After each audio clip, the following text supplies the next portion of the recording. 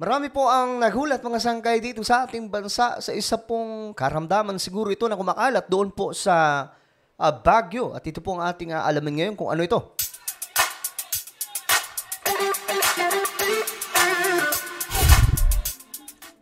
Okay guys, magandang oras po sa inyong lahat. Anyway, bago po tayo magpatuloy, pakisubscribe po muna yung ating YouTube channel. Sa mga nanonood po dito sa YouTube, hanapin nyo lamang po ito, mga sangkay, nasa ibaba, ang subscribe button. Pindutin nyo lamang po yan, tapos i-click nyo yung bell at i-click nyo po yung all. At kung kayo naman po ay nanonood sa Facebook, huwag nyo pong kalilimutan na i-follow ang ating Facebook page.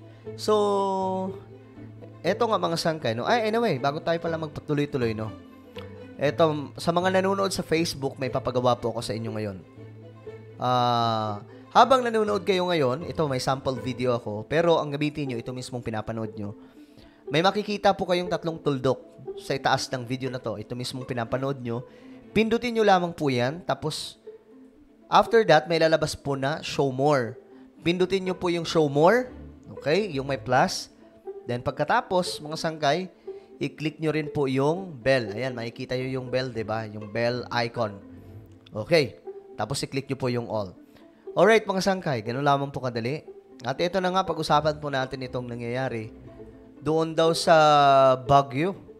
Sa Baguio, hindi natin alam kung ano ito. Itong lugar na ito mga sangkay, madalas binibisita po ito ng marami, pinapasyalan ng Baguio City. Dahil nga po sa napakagandang syudad. Napakalamig, napakaliwalas. Talagang damang-dama mo yung preskong hangin. Kaya nga lang, eto mga sangkay, may kumakalat di umano itong karamdaman. Tingnan po natin. May outbreak ng acute gastroenteritis sa Baguio. Yan yung pamamaga ng tiyan na posibleng dahil sa kontaminadong tubig. Uy! Pamamaga ng tiyan dahil sa kontaminadong tubig? Grabe, mga sangkay. Ito na po yung... Ano kaya ito? Nasa frontline ng balitang yan, si JC Cosico. Hindi muna pinapasok ni Teacher Lloyda isa niyang estudyante matapos makaranas ng pagsusuka at pagdurumi kahapon. Nagsuka siya ngay. So, I called her mom to come and fetch him. Hindi pa siya pumasok kasi inuubo daw siya. Pangamba niya, baka mayroong acute gastroenteritis ang bata. Itong acute gastroenteritis. Yan po yung, kung tawagin nila mga sangkay, para po siyang di ba yung nagdudumi? Ito ay pamamaga ng tiyan at bituka na maaaring dahil sa bacterial infection. Okay, ulitin natin mga sangkay yung part na to. Hindi pala to basta-basta Panya, baka mayroong acute gastroenteritis ang bata. Ito ay pamamaga ng tiyan at bituka na maaaring dahil sa bacterial infection. Pamamaga ng tiyan at bituka. Medyo nakakatakot mga sangkay kung iisipin. Sintomas niya ng pagsuka.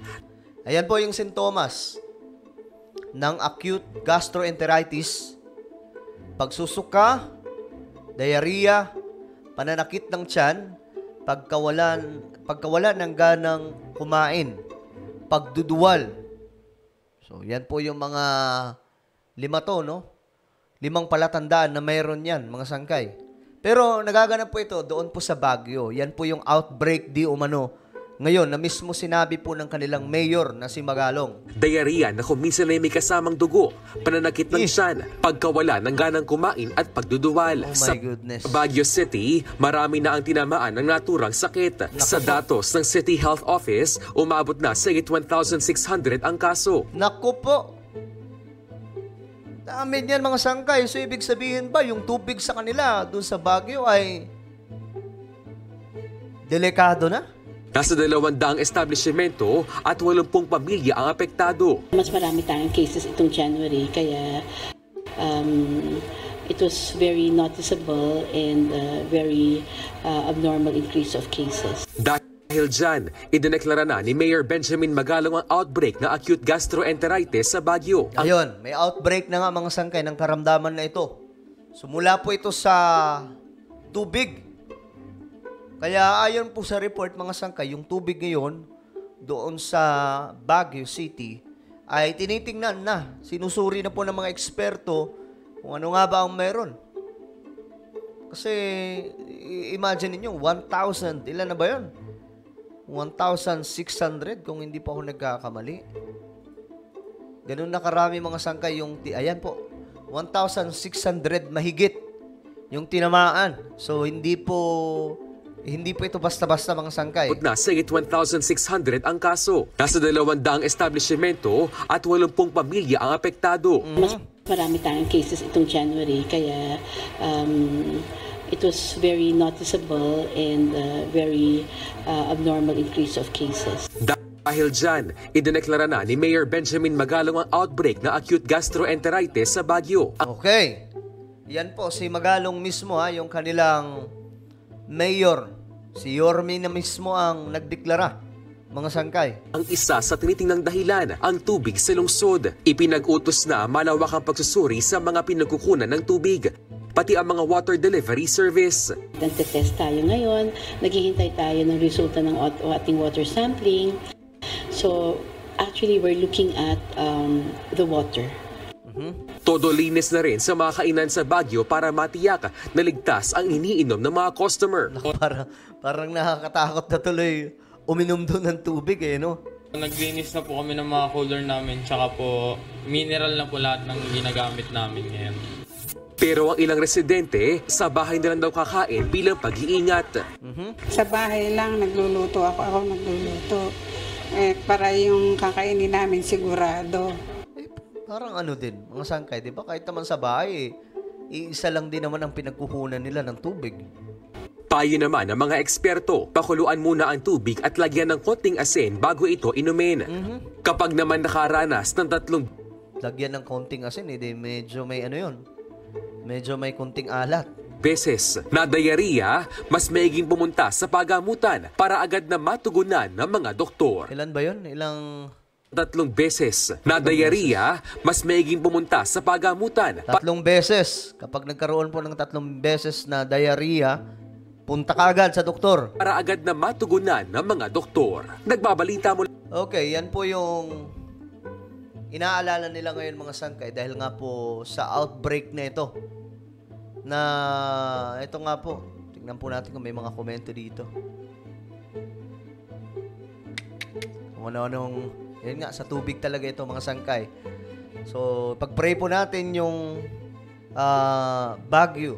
Kasi hindi po ito basta-basta mga sangkay. Tubig po ang kalaban dito Tubig po nila mga sangkay na hindi po alam kung ano ba to. Madumi ba o ano ba ang mayroon? May chemical ba?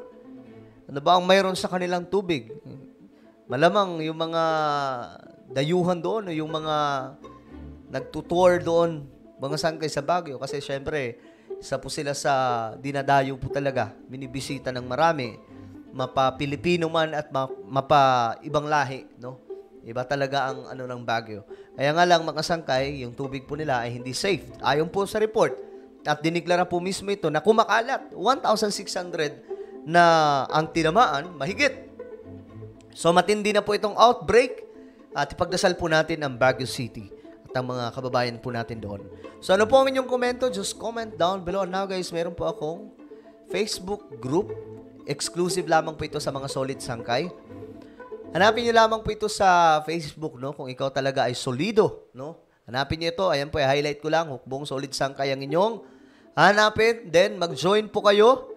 Pero, higit sa lahat, sagutan niyo po yung mga tanong para po makapag-join kayo dito. Okay? So, ako na po ay magpapaalam hanggang sa muli. This is me, Sangkay Janjan. Palagi niyo pong tatandaan that Jesus loves you. God bless everyone.